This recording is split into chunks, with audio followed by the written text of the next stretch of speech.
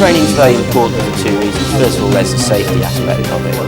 You take long short positions Elaborate a little more on the role to play with ICS. Each of these sectors.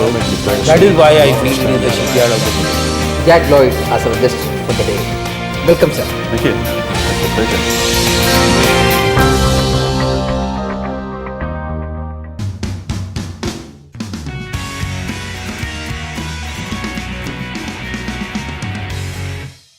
Well, your experience in Aruba is very beautifully narrated in the book.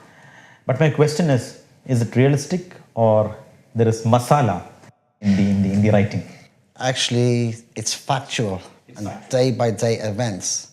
However, there's an awful lot I didn't mention because people just wouldn't believe I could be that stupid or gullible to allow certain events to take place. But because I visited there 2 times previously, years ago, I went there as a tourist. As a tourist, you don't even get a feel for a country. You go to all the nice places, nice hotels, nice restaurants, a nice bar, do some sightseeing, and go home thinking you've had a lovely time. What tourists don't see is behind the scenes, the poverty on that island. It's just terrible. And then the crime rate because of the poverty. You're safe in a hotel.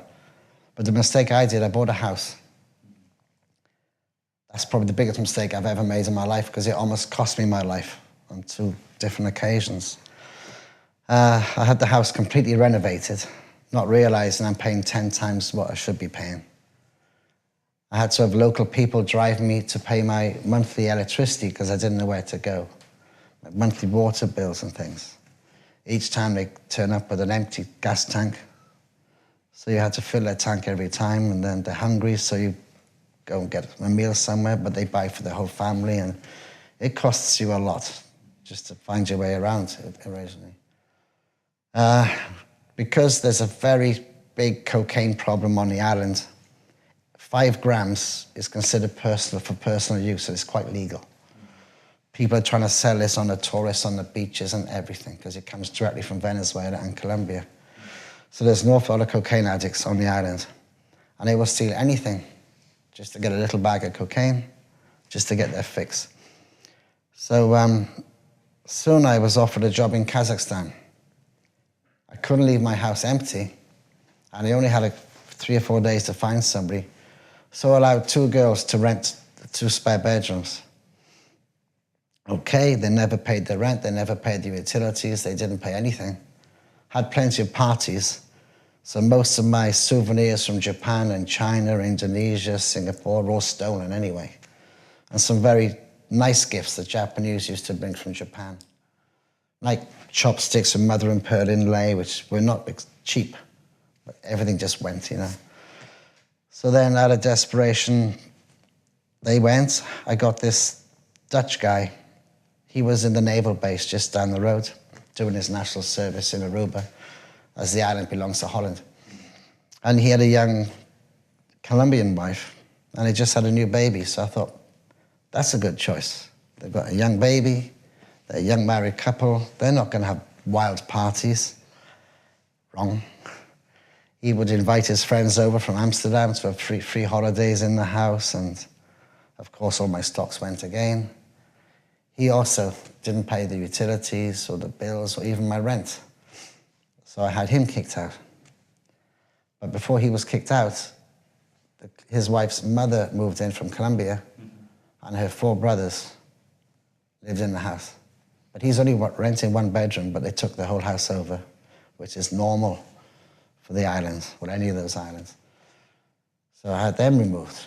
Out of desperation, there was a lady, if I use the word lady, from Haiti. She lived on the island for 25 years, and she was renting a bar just down the road. When I first walked into that bar, she looked at me like she'd seen a ghost. And I put this in the book. It's quite scary in a way. As I walked in, she's just looking at me. All I can see is the white in her eyes. I said, sorry, have I done something wrong? She said, you're Andy. I said, yeah, I'm Andy. She said, you wear a Buddha around your neck. I said, well, like this. She's horrified and then happy. Apparently, I was supposed to go to her bar to help her. It was set up, supposedly by the spiritual world. But I did feel a need to go into the bar that night because I was walking straight past it. Anyway, she became my new house sitter. Once I kicked out the Dutch guy with his Colombian wife and the mother and the brothers and everybody out, she never had any visitors. She didn't have any friends. I didn't have time or the choice to ask myself why. But she moved in with her Aruban boyfriend. That was not a good move by me because she's a voodoo priestess. Her father is a voodoo king of Haiti and probably most of the Caribbean. He's quite famous in the Caribbean on YouTube. Anyway, from the moment she moved in, she starts doing voodoo in the house. I'm saying, stop. I don't have any of that here. Because voodoo, they can do good and bad, but it's normally used for bad.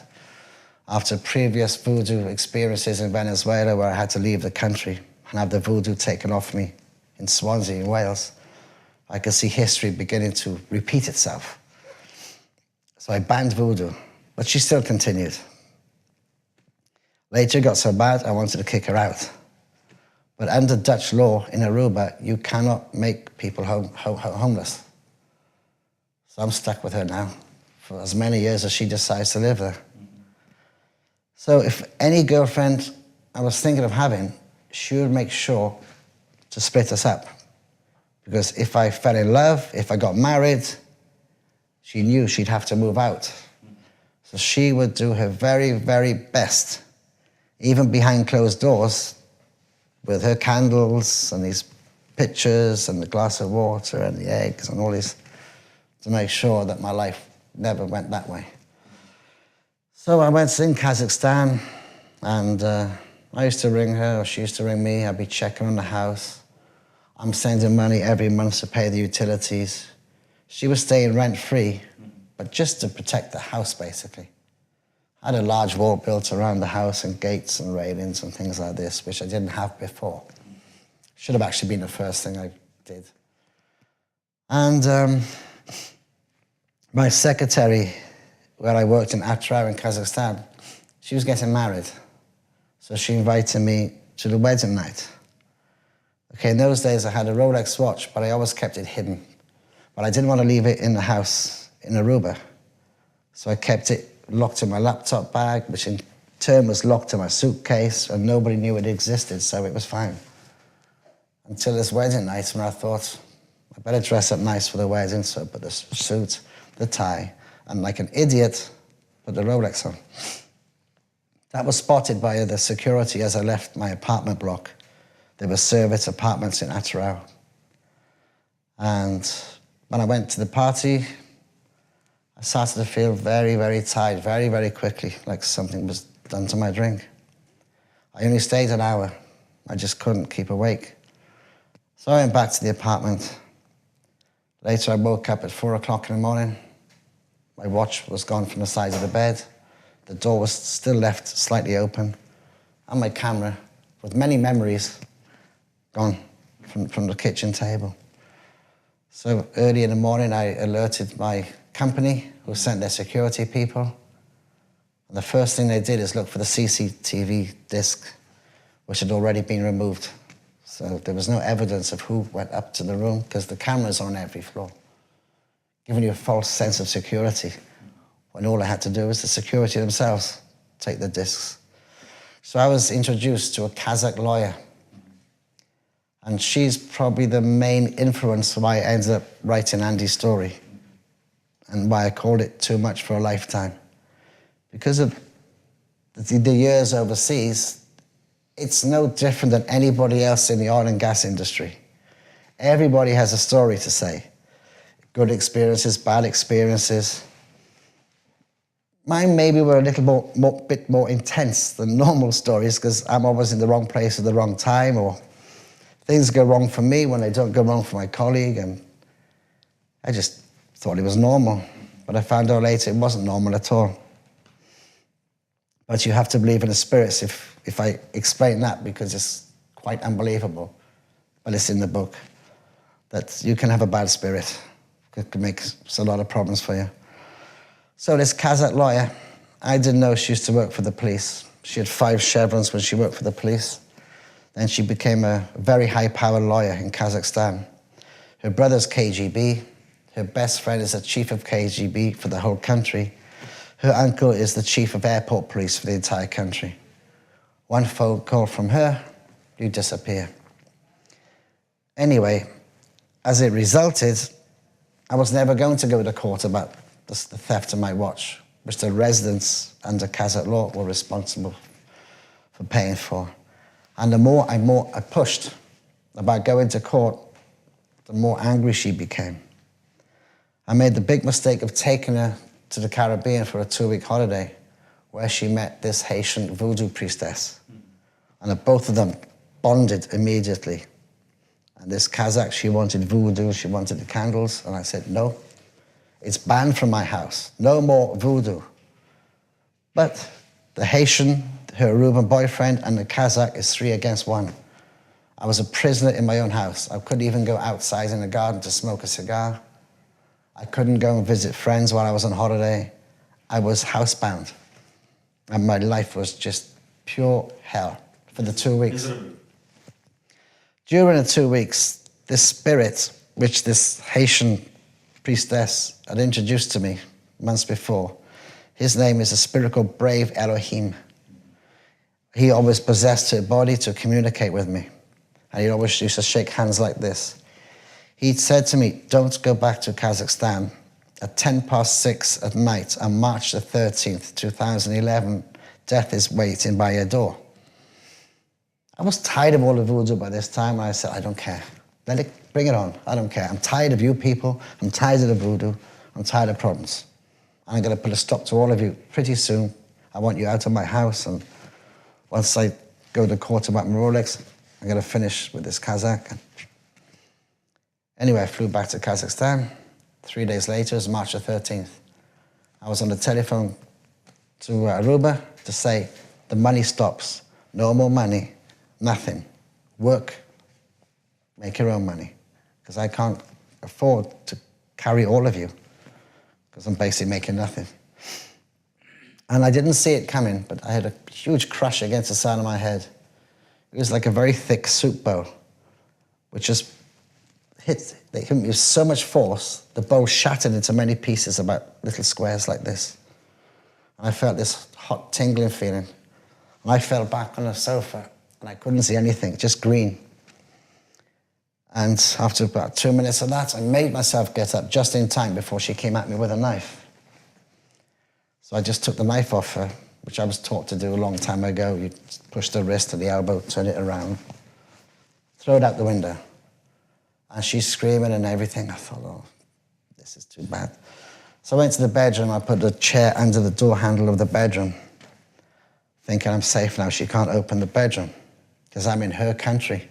As I mentioned before, when you're in somebody else's country, you don't break the law. You follow the rules, and you just keep out of trouble. But for some reason, the trouble's coming towards me, whether I liked it or not. She actually kicked the door down in the hotel, came at me with another knife. By this time, I'd lost quite a lot of blood, but I had to take that knife off her because I was going to die. Luckily, what saved me was she had a heart condition that started to play up. So she had to call her Kazakh paramedics to come and help her. And they took her away, which I thought was the end of it. To cut a long story short, I got out of the country within 24 hours. She told me if I went to hospital, the KGB would pick me up and I'd never be seen again.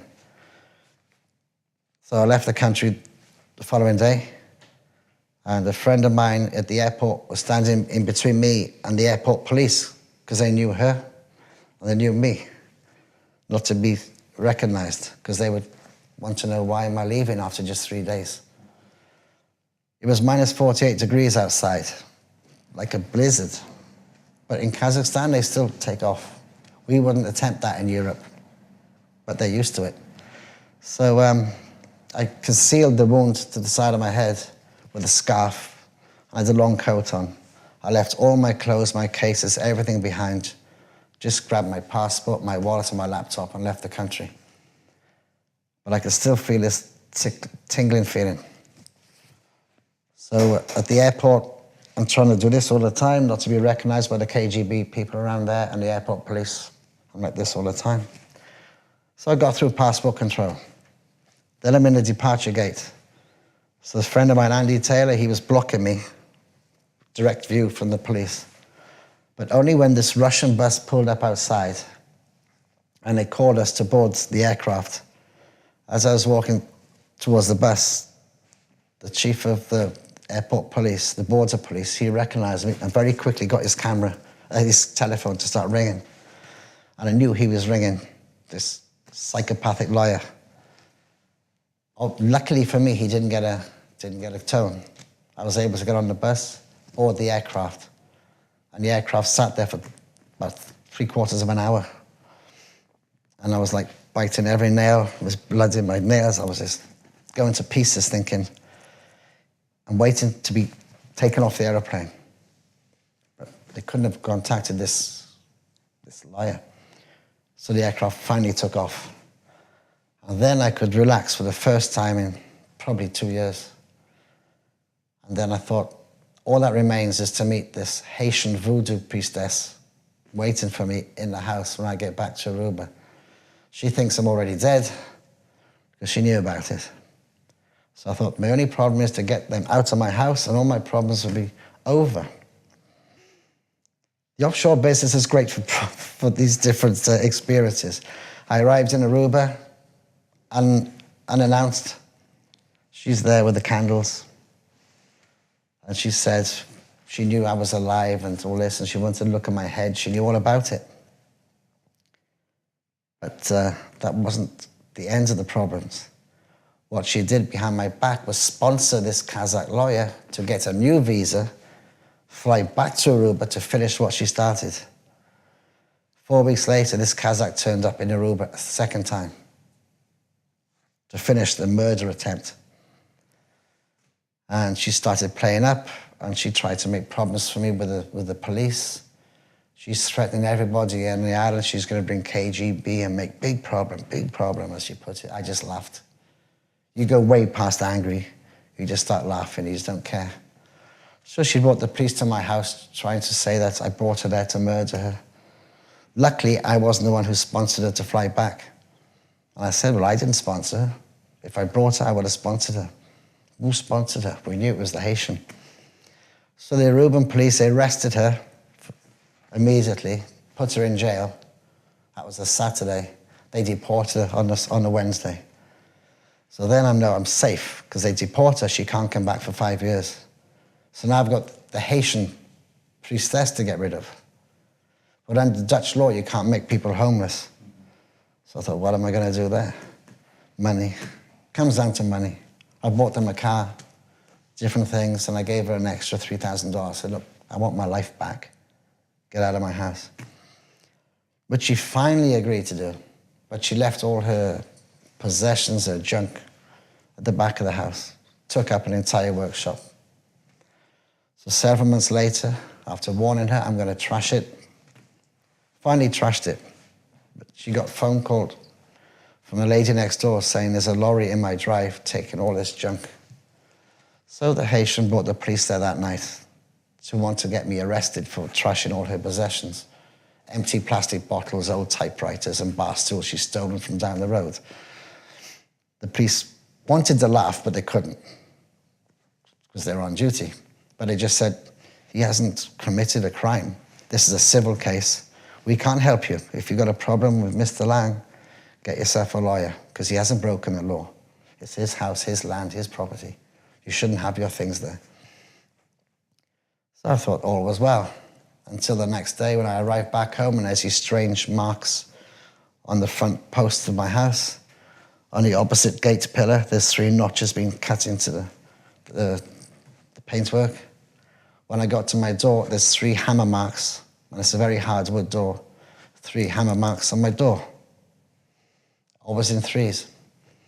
That's why I'm washing these marks off my wall, because I knew who'd done it. It's like some kind of voodoo thing. I found a piece of paper, cardboard, folded under the railing, squashed in, which I took from my left hand, never the right hand, with Voodoo, and my name's written on it 3 times. Later on, we find an eggshell in a flower border. just an empty chicken's egg shell with my name written on it 3 times. I thought, she's never going to stop. So I went down the beach, relaxing. I thought, what am I going to do about this? There's only one thing left to do.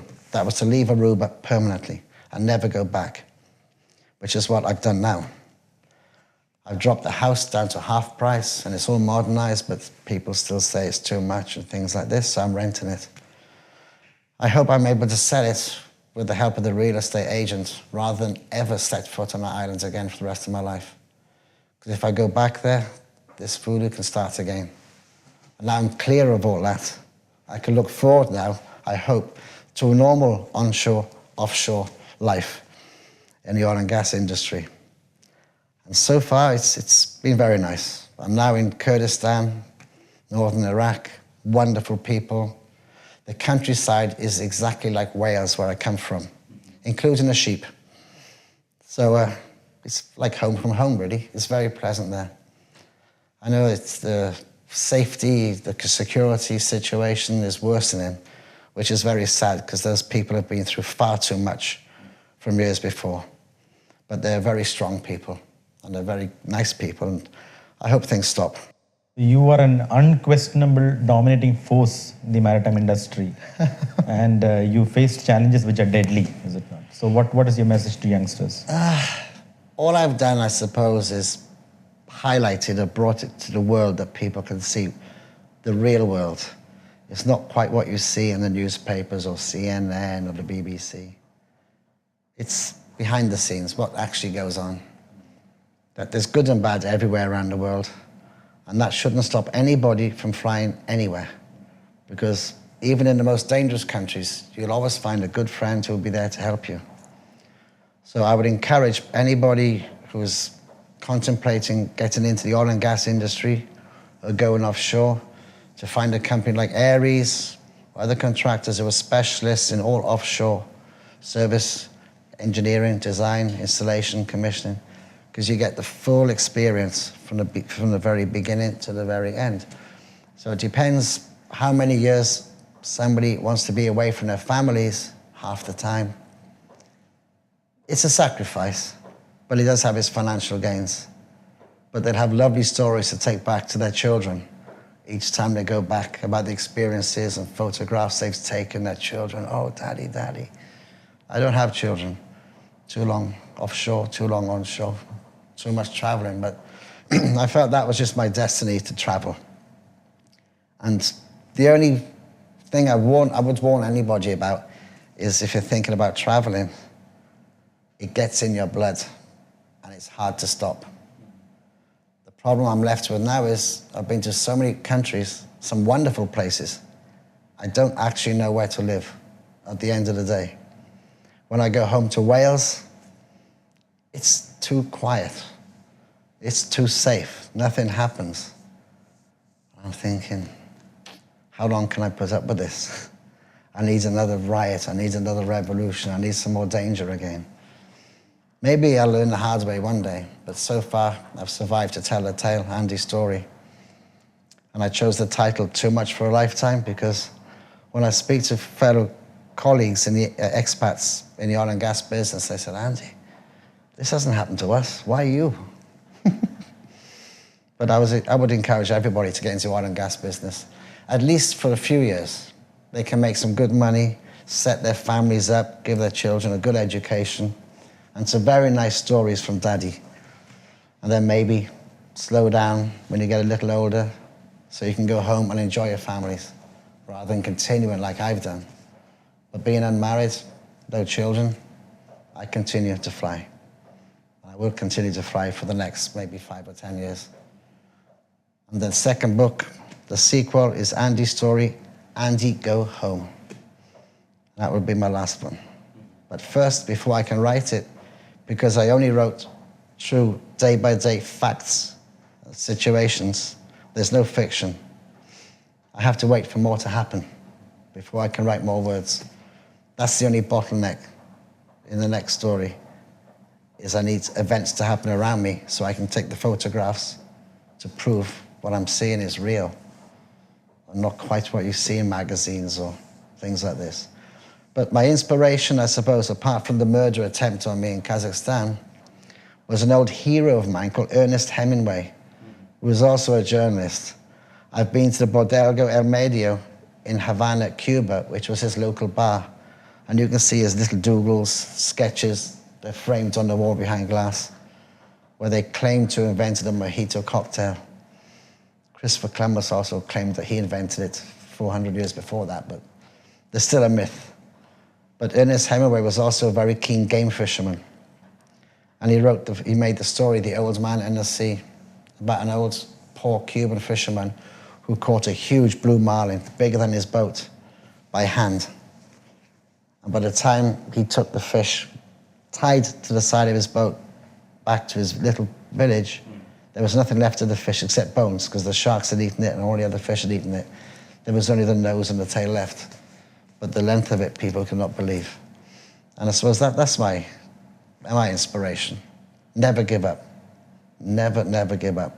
In the worst situations, it just begins to make you stronger, not weaker. Don't let the circumstances get you down or get you worried. You get like an energy. In Wales, we have this thing called the hoil. I think the Chinese or the Japanese call it the gi.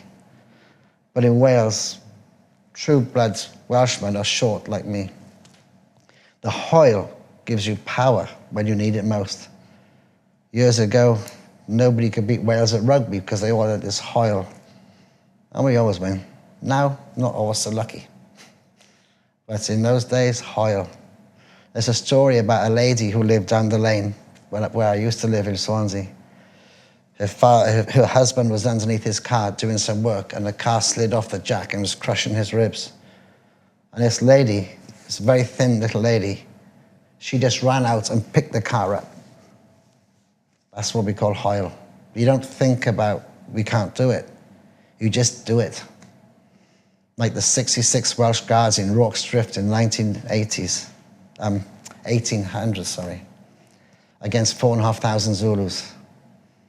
There's never so many Victoria Crosses awarded in any war, anywhere in the world in history. There's like 11 Victoria Crosses awarded against 6 Welsh borderers against 4,500 Zulus. The survivors all got their medals. But yeah, hoil. Maybe that's why I like overseas work. We have the hoil and the energy to keep going against all odds. And it's important for anybody who's contemplating being in the offshore industry. Just have that energy inside. Think about your families you're supporting while you're making these sacrifices on the FSPOs or on platforms, wherever you are. Thinking of your families will give you that energy, that hoil, to continue making the sacrifices. I suppose it's the love of the family and the love for your job. So I'd recommend it. Thank you very much. You're very welcome. All your experience is the best teacher, is it not? There's nothing wrong in saying that experience is the right teacher. Thank you for having you in our show. You're most welcome. Thank you very much.